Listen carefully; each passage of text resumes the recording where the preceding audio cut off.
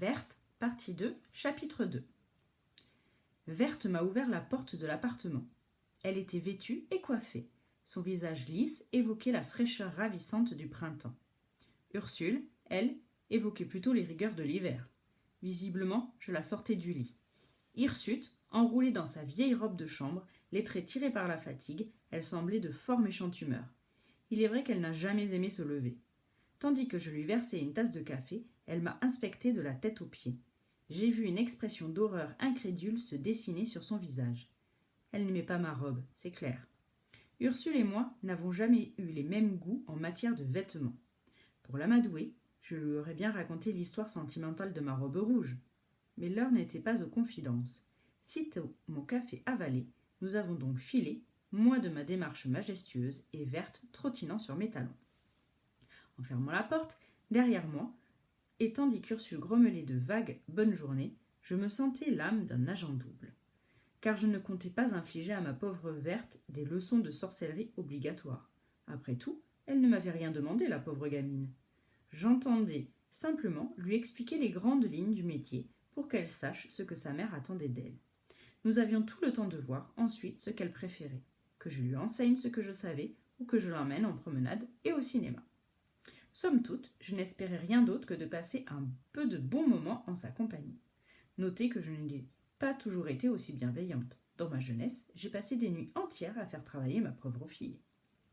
Mais il faut croire qu'on se ramollit avec l'âge. Pour Verte, comme pour moi, je ne souhaitais plus que douceur de vivre et tranquillité d'esprit. Nous avons fait la route à pied. J'habite une toute petite maison à 2 étages dans une rue paisible. Au bout du couloir, la cuisine donne sur un jardin minuscule entouré de murs contre lesquels poussent des poiriers. Au début de l'hiver, je les taille soigneusement. Quand le printemps revient, ils se couvrent de fleurs blanches et mousseuses. À la fin de l'été, ils me donnent de grosses poires dures et sucrées que j'épluche pour le goûter. Nous étions presque arrivés quand Verte a sursauté puis a ralenti le pas. « Oh mince !» a-t-elle dit. « Des garçons de ma classe, qu'est-ce qu'ils font là ?» Devant nous s'avançaient 2 gamins en basket et en blouson. « Bonjour madame !» a dit le plus grand en souriant poliment. « Bonjour Verte !»« Bonjour Sophie !» a répondu Verte en baissant le museau. « Bonjour Vincent !»« On va au foot !» a annoncé Sophie, à qui on ne demandait rien.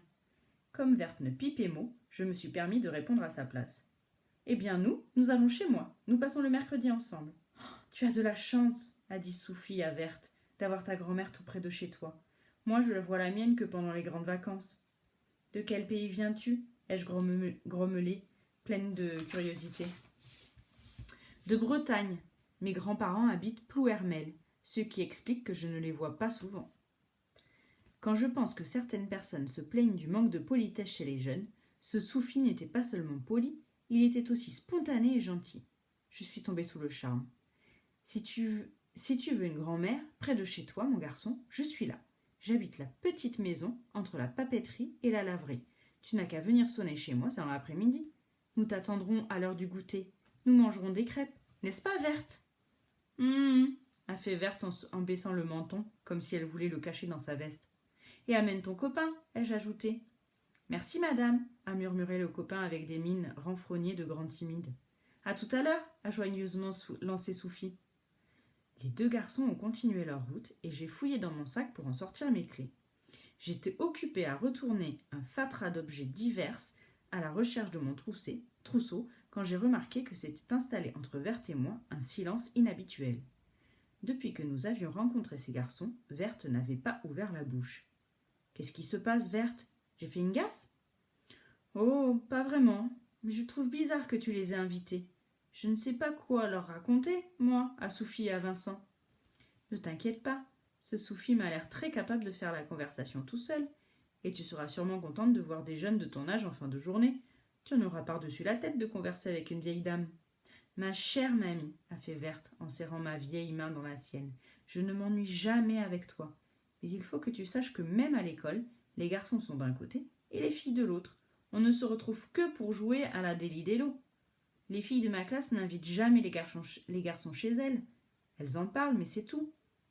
Et moi qui croyais que tu ne t'intéressais plus qu'aux garçons. Je vois que ta mère a encore exagéré. » Je me suis excusée pour la forme. Dans le fond, j'étais plutôt contente de moi. J'avais vu au premier coup d'œil que Soufi était un brave gars. Et moi aussi, j'aime rencontrer de nouveaux amis.